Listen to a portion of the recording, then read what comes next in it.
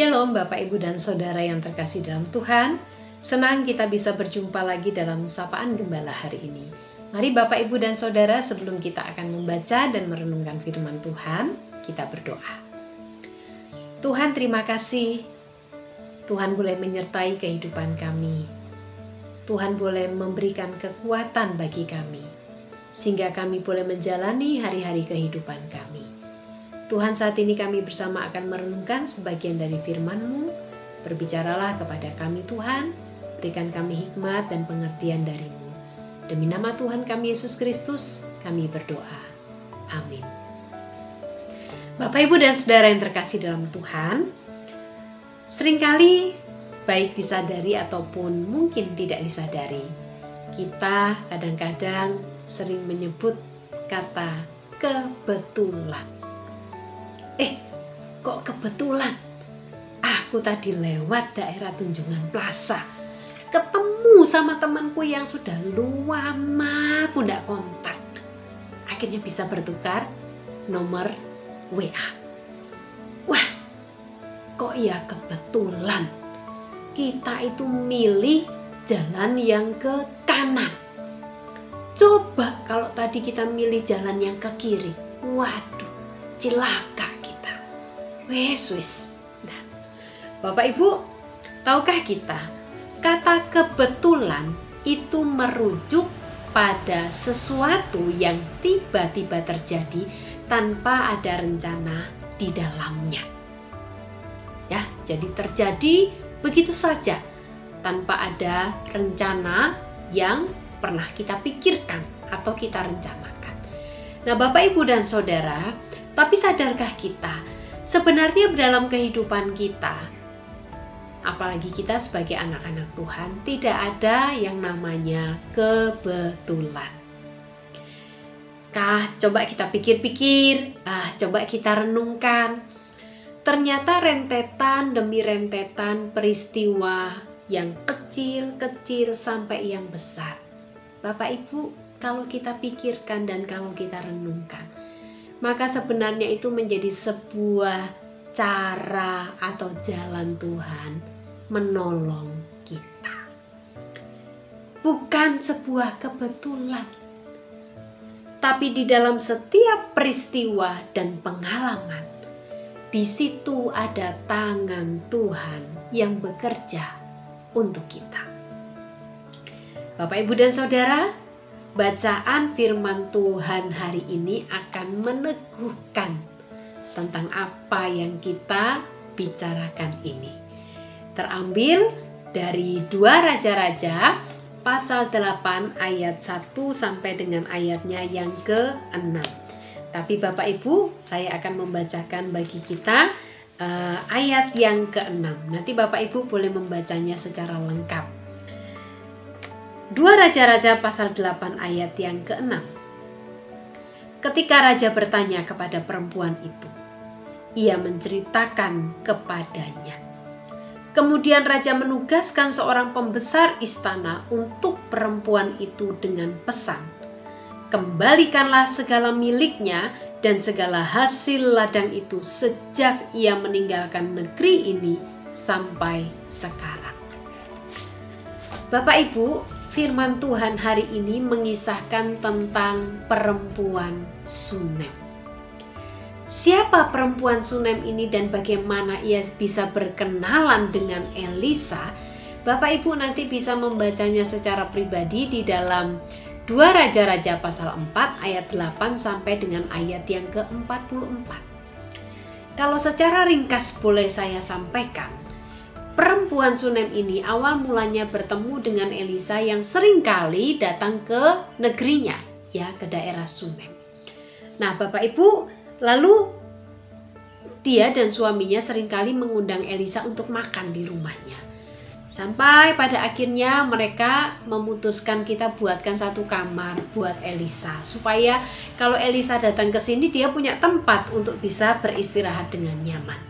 Nah, Bapak Ibu, bukan sebuah kebetulan. Perempuan ini dan suaminya sudah lama menikah, tapi mereka belum dikaruniai keturunan. Dan Tuhan pakai Elisa untuk menyatakan mujizat Tuhan. Maka Elisa bernubuat bahwa dia akan melahirkan, dan betul perempuan ini pada akhirnya melahirkan seorang anak.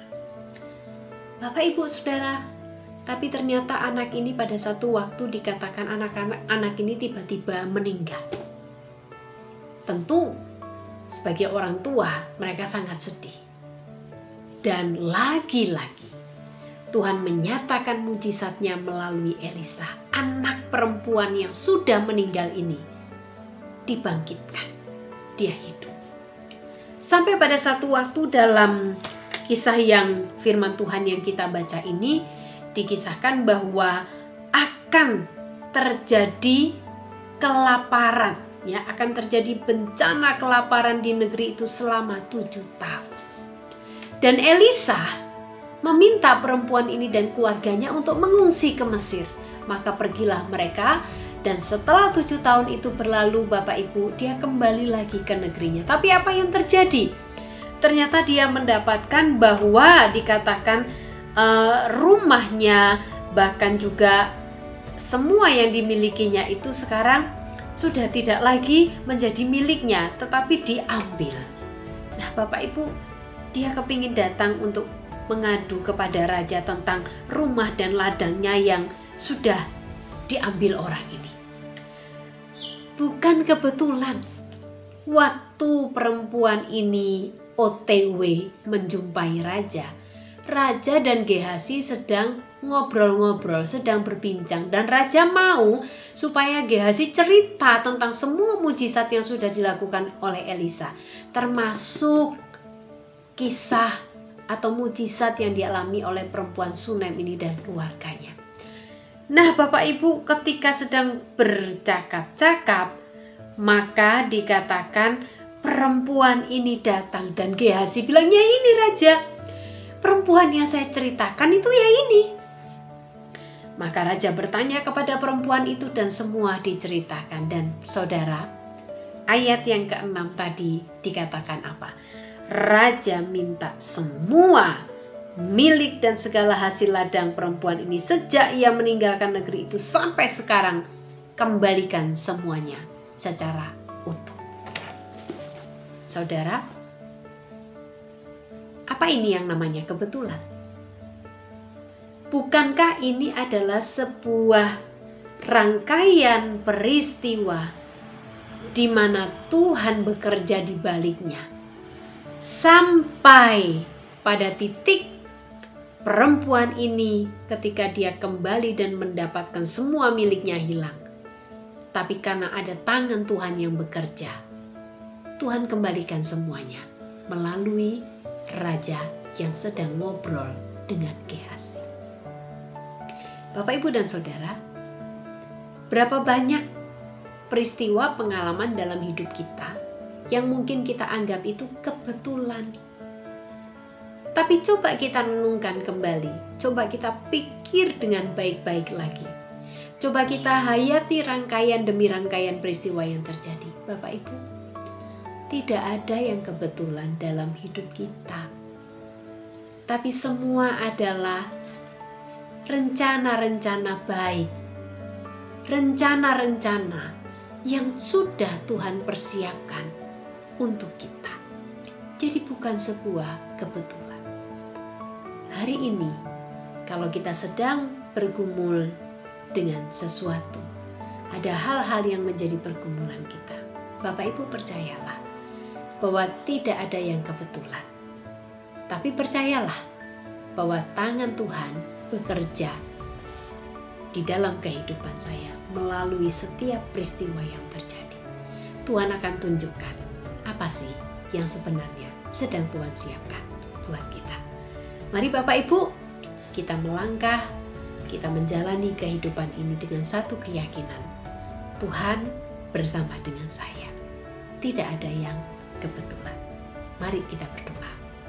Tuhan, terima kasih Engkau tidak meninggalkan kami. Engkau mengizinkan peristiwa dan pengalaman itu terjadi bukan karena sebuah kebetulan, tapi karena Engkau ingin menunjukkan rencana-Mu yang besar dalam kehidupan kami. Tolong kami Tuhan, Demi nama Tuhan Yesus kami berdoa. Amin.